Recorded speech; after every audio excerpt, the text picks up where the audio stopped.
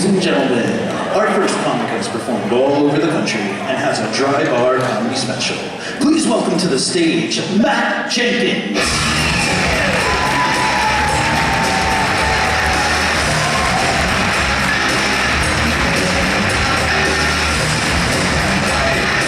What's up, guys? How we doing? This is nice, man. Got a lot of colors back here. This is cool, man. Give yourselves a round of applause for coming out and supporting comedy.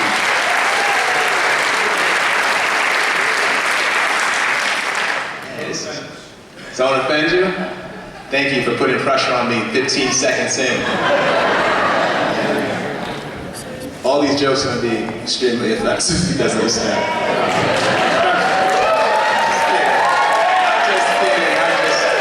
I'm just joking, man. This is my first time out here. You guys are a good-looking crowd, man. This is, guys. This is a nice, diverse crowd, too.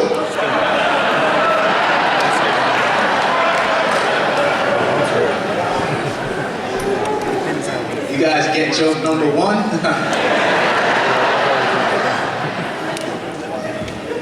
More speakers than black people here. This is crazy. Crazy. I might want to position myself closer to that so you can see my shadow. That way I can pretend there's two black people here.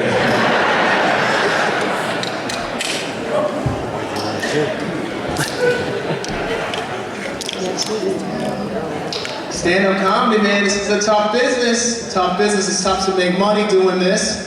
My financial situation is so bad, crowd, that right now I'm being sponsored by a child in Africa.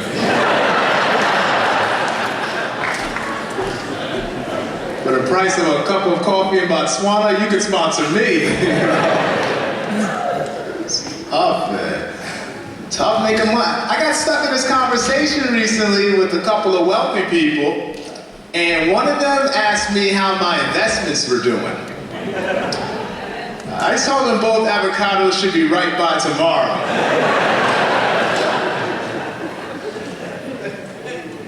This is cool, man. This is nice. This is nice. Welcome to the show, guys. You missed some good stuff already.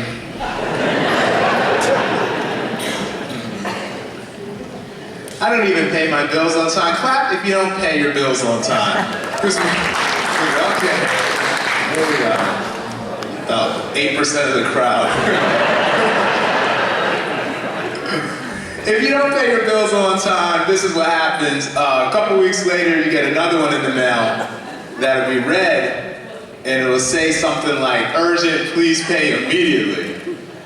Like, just because the bill's red, I'm gonna all of a sudden have the money to pay for it. It's like, relax, electric provider. I know it's urgent. I'm reading your bill by candlelight. Don't get into the arts, guys. Don't do that. Anyone here thinking about it? That's the right answer. No answer. I don't know. I'm actually so broke that when I swipe my debit card and it goes through, I have the same surprise reaction as a person whose card gets declined. I'm like, really? It went through? Are you sure you swiped it? I'm like, all right, in that case, give me 2 packs of gum.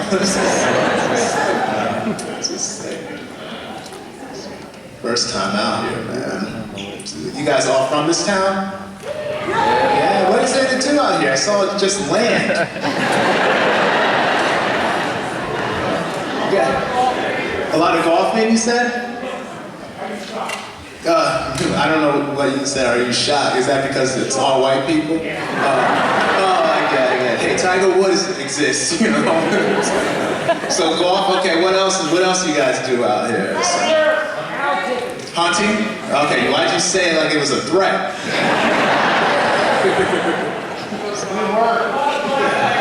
Okay, a lot of black bears. We can stop now.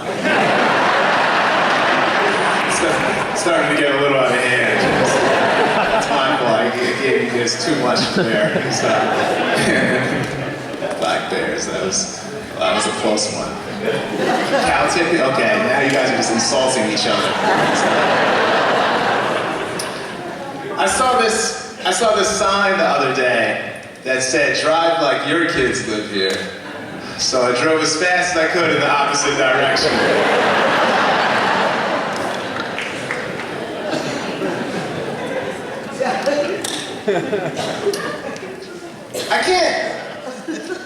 I can't stand credit card companies, guys. Like, especially if you have like a problem with your card and you call the company up, they always put you on hold or they transfer your calls. You know, it's annoying. That's why when they call me about the bill not being paid, I do the same thing to them. They're like, "Hello, Mr. Jenkins. We're calling about the $8,000 balance you owe us." I'm like, "All right, just hold on." While I pretend to transfer you to a different line for no reason at all. I'm like, "Thank you for holding. I've got your bill right here. And if you don't mind, please hold for just another second while I look for a job to pay for it." Trying to make some extra money, man. Try driving for Uber and Lyft. But here's the thing, crowd, my car is too old. That's why I want to create a rideshare app that only uses older cars. You know, it'd be like super cheap for the passenger, but the catch is, if the car breaks down, they have to pay for the repairs. It's called Risky Ride. It's like, hey, I drive, you push. I do drive an environmentally friendly car, though. It's a 1999 Toyota Camry. But you would think it was a hybrid the way the engine shuts off at a traffic light.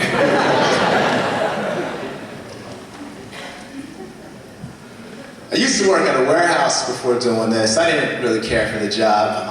I don't know if I even like this one, to be honest. But, a warehouse job, sometimes it can be like an easier job to get because you don't need like a whole lot of different skills to work there. Like, I remember the day I applied, I went in, I asked the boss where the applications were.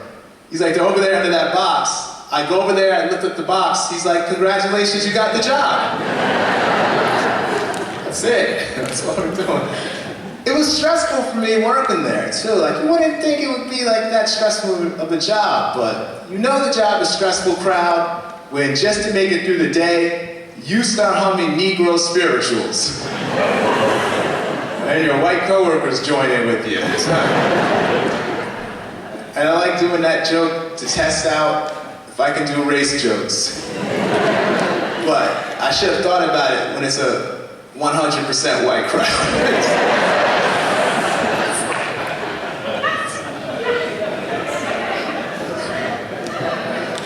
After this show, I'm gonna Google the population breakdown.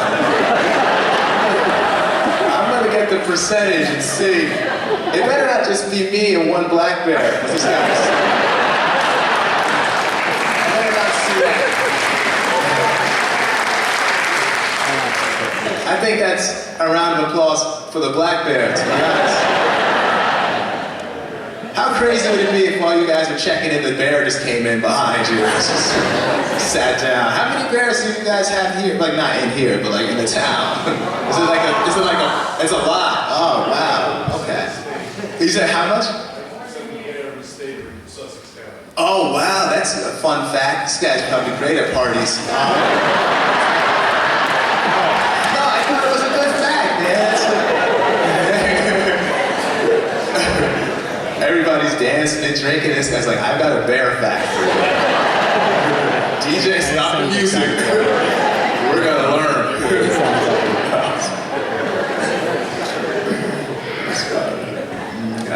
Cool.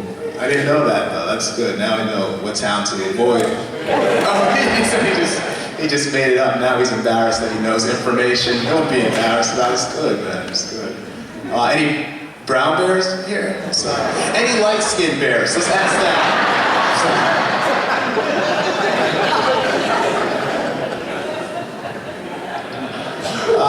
out of this business. I used to work at this shipping warehouse, and we had to be careful because like the penalty for shipping hazardous material without the proper paperwork was $250,000 or up to 10 years in prison. It's got to be like really embarrassing being the guy who goes to prison for that. He gets there and his cellmate's like, "So how long you in here for?" He's like, 10 years. "What'd you do?" "I shipped a gallon of paint without a hazmat sticker." Cellmate's like, "You too?" It's crazy. I use like Amazon all the time. Like I'm sure everybody has heard of that small mom and pop shop.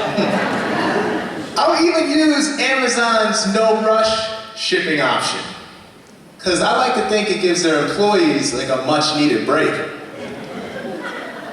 Like after an Amazon worker finishes processing their 10,000 box of the hour, they see mine and they're like, "Phew, that one I could do tomorrow."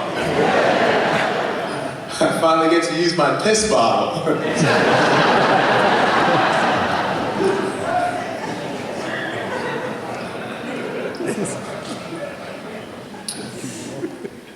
I don't know if anybody here is in a pyramid scheme. People in pyramid schemes, though, they always become like the most aggressive salespeople, right? They're like, "Oh, I'm sorry running into you here. I can't believe it's been 30 years. That eulogy you just gave for your father was really touching. But to be honest, it sounds like you could have really benefited from Herbalife, though. You mentioned your uncle was stabbed. What type of knife set was used?" Sorry if you guys if that's your occupation. But you might want to leave it. I don't know, man. This is the most fun 100% white crowd I've ever done.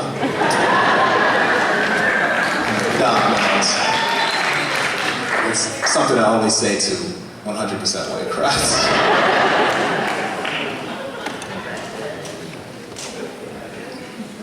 I constantly get pulled over by the police. I don't know why that is. But you get pulled over by the police a lot when they ask for your license and registration, and you're like, "No need, I've already got an account with you guys." Any officers here tonight? Any undercover officers here tonight? Okay, so figure out. I feel like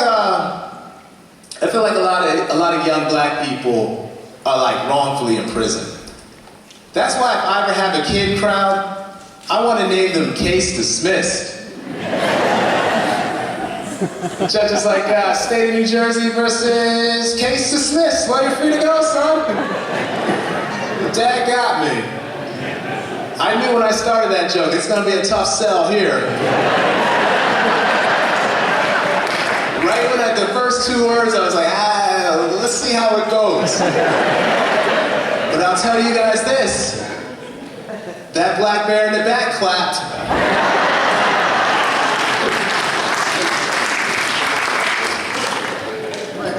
Anyone here ever served prison time? I don't even want to know that. If I were ever on death row, guys, I would want my last meal to be a peanut butter and jelly sandwich. Just so I can go out on my own terms thanks to my peanut allergy.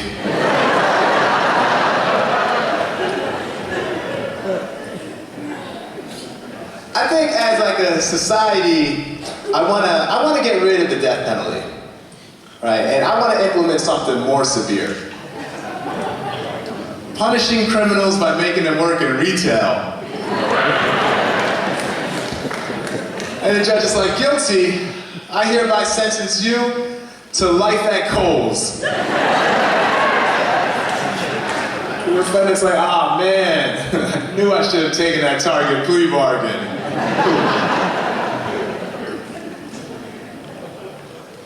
A lot of times when somebody gets locked up, though, they'll end up getting like their college degree, which is great, but it also means that right now, college is so expensive that prison may soon be an affordable option.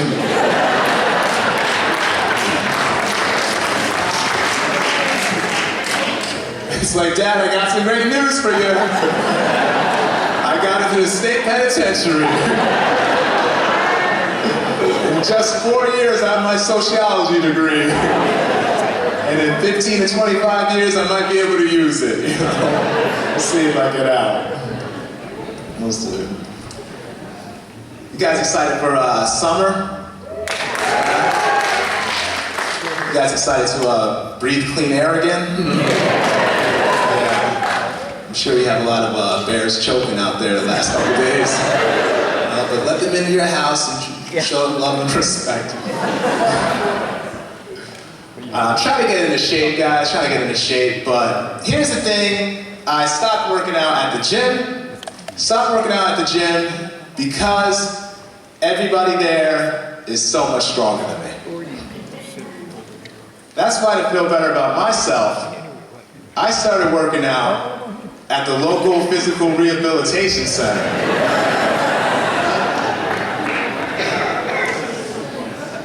And I'm telling you guys, that is a huge ego boost right there. Because I may not be able to bench press a lot, but I can certainly catch a tennis ball.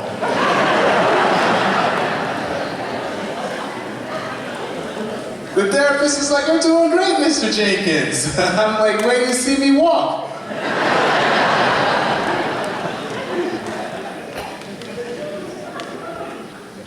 I don't know if you guys ever noticed this, whenever you're talking to somebody who like recently lost a lot of weight, for whatever reason, they always want to show you a picture of what they looked like before. Right? Like, why do you want to see a picture of you when you weren't healthy? Well, nobody else does that. You're never talking to someone and they're like, today I'm 8 years clean. They're like, "Oh, congratulations." They're like, "Thanks. Hey, you want to see a picture of me with a needle in my arm?"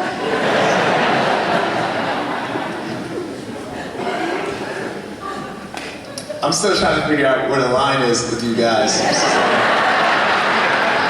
gotta work.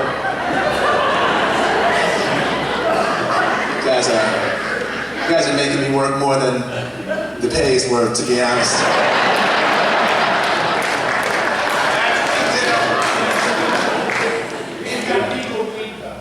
Thank you for not helping. He's like, "Money? Nah, you don't need that. You need legal weed." So you guys are potheads. All right.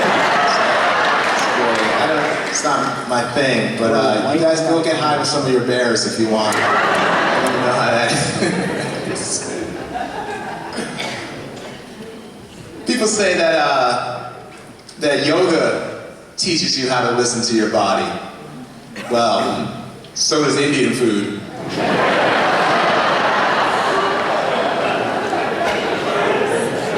And if you really want to see how far you can stretch, order tikka masala and get stuck in traffic on the way home.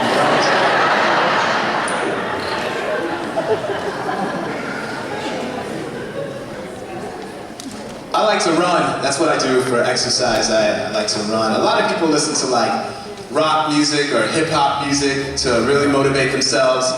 But to really push my self-crowd, I listen to a playlist I have titled Civil Rights Movement. It's just cops yelling "Get him" and German shepherds barking. Hey, I've never ran faster. That's another one that I was like, I don't know about this joke. I should have known. In my joke book, in parentheses under it, it says, "Has to be at least 20% black people in the audience to do."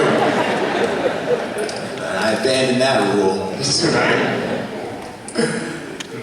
My friend gave me his old exercise machine, and on the box it says, "Turns your home into a gym." So now I don't go home. Wife told me it's packed there. Now at home I do have a fold-up treadmill under my fold-up bed. So by the time I get everything set up, I'm like, that's enough exercise for today. Trying to watch what I eat too. I'm trying to do that. I saw a pack of gummy worms the other day that said no artificial flavor. It's like, who buys gummy worms hoping they taste as close to real worms as possible? I watched this documentary not too long ago about the horrors of the meat industry. And it made such a big impact on me that I turned vegan for the duration of the film.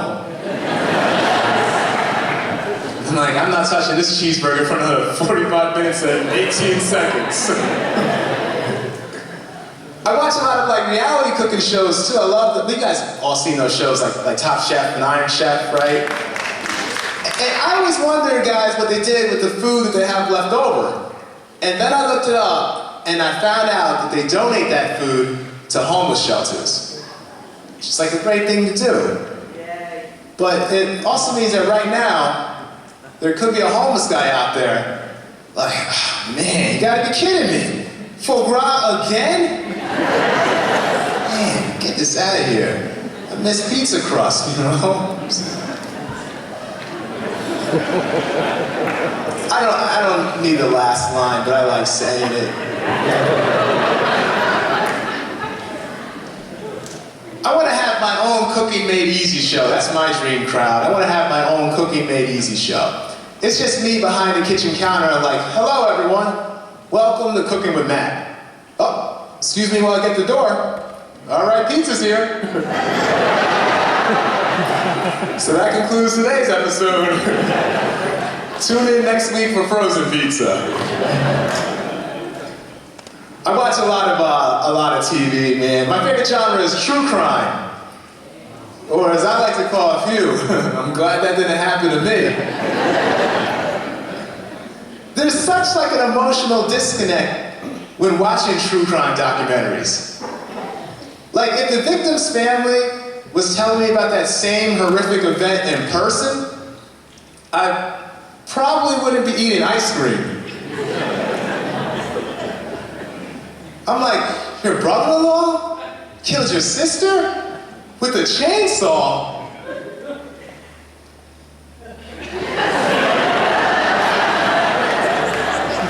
You're horrible.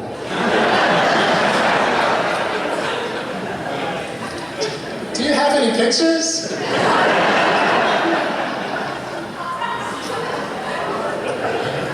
We found the line.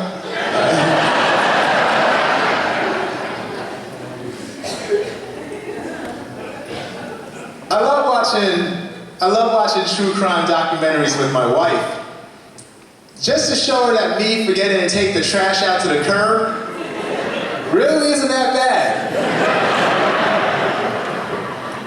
I'm like, see, I forgot to take the trash out, but that guy forgot to put his wife's arm in the wood chipper.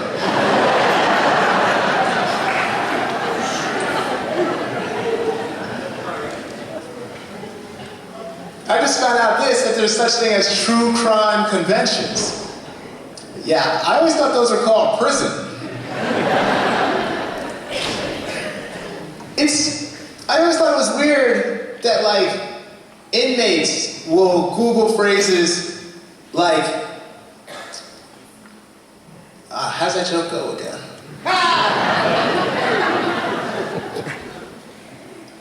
Alright, I'll come back to that. I really wanted to, I drove an hour to try this joke out and I can't remember how it goes. Somebody yell it out for me. I'll come back to it. We'll do this to get the crowd back on my side, potentially. There's a lot of stereotypes about black people, right? Feel free to yell some out. Just don't do that. Don't do that. You're gonna get the bear upset. Like black people not being able to swim or growing up without their father. Fortunately, in my case, crowd, those are both true. My father drowned trying to teach me how to swim. That would have been my dad's favorite joke, to be honest with you guys. No, he wrote it. it was, here, we're gonna do the joke I wanted to do. I always thought it was weird that like murderers will Google phrases like how to dispose of a body, then be surprised when it's used as evidence against them. It's like at least try disguising it a little bit. Google something like, what's the name of the band with the song Do Bones Dissolve in Acid?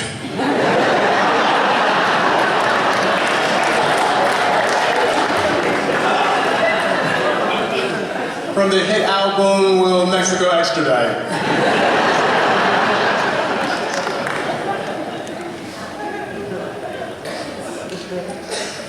I'm glad that I got that one out.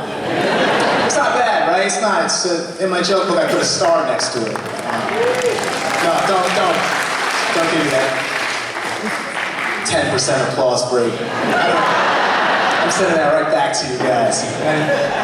I don't want it unless I see the bear clapping. Oh man, any veterans here tonight? Yeah. Right there. Another one. You too. Round of applause for the veterans, guys.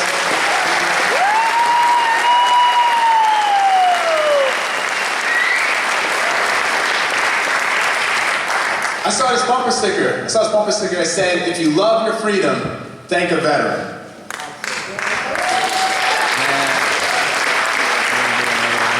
So I found a veteran.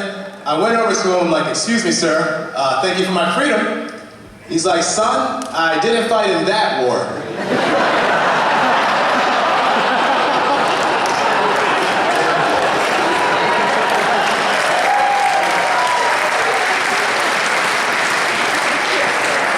Oh, that was a close one.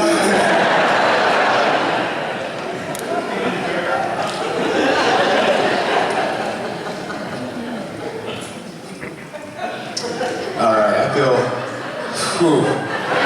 You guys, I was sweating getting ready to do that one. Let's talk about watching TV, man. I saw this that Netflix now has 12 seasons of Hoarders. Yeah, it looks like they have a problem too. I watched this great documentary about stalkers. It was streaming through my old coworker's window.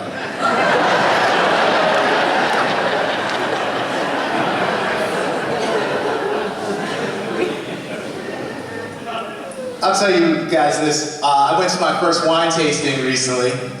First wine tasting event, and I was worried that like I wouldn't fit in or whatever, but I had the etiquette completely down. Like after tasting the wine, I made sure to spit it out as soon as I heard how much the bottle cost. I'm like, $13?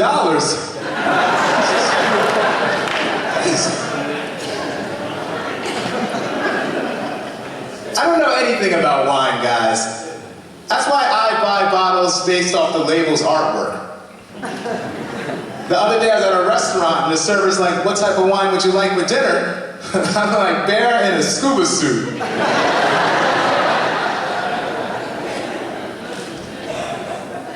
I was trying to buy a bottle of wine recently, and on the back, on the label, it said, "Our story," with like a detailed description of how the wine was made.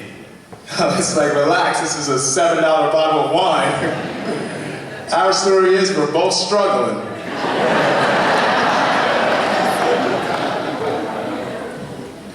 You guys are super fun. This is the, you know what? If you get one more black person, I'll come back. This is cool. Just give me one, man. Just give me one.